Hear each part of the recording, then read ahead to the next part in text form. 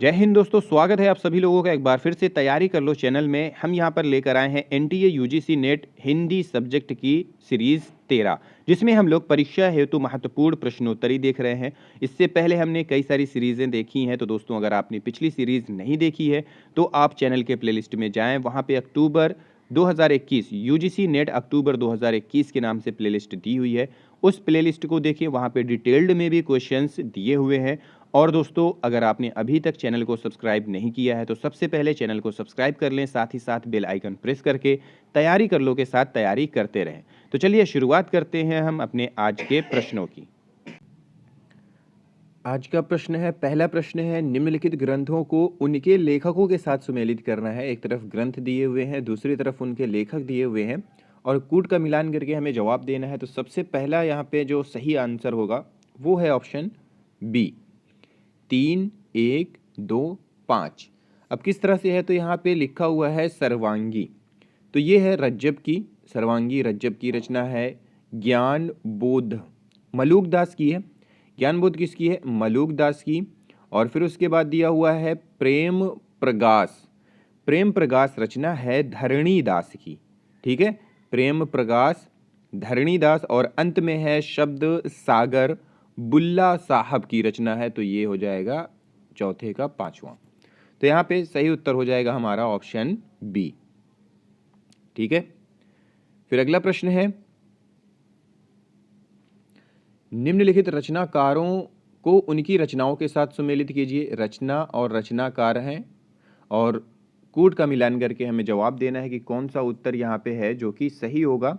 तो दोस्तों जो सही उत्तर है वो है ऑप्शन ए, 5, 3, 1, 2, भूषण। तो भूषण जी की जो रचना है वो है अलंकार प्रकाश। कौन सी है? अलंकार प्रकाश, मतलब एक का पांचवा। फिर है घनानंद, घनानंद जी का है इश्क लता, एक का 3। फिर यहाँ पे सी का हो जाएगा पहला, मतलब सूरती मिश्र का हो जाएगा रस रत्नाकर। और अंत में दिया हुआ है किसका? मतीराम जी का, तो हो जाएगा रसराज, ये दूसरा। ठीक है, तो पहला ऑप्शन यहाँ पे सही हो जाएगा हमारा ऑप्शन ए। फिर अगला प्रश्न है कि रीति काल की निम्नलिखित खड़ी बोली गद्य रचनाओं को उनके लेखकों के साथ सुमेलित कीजिए।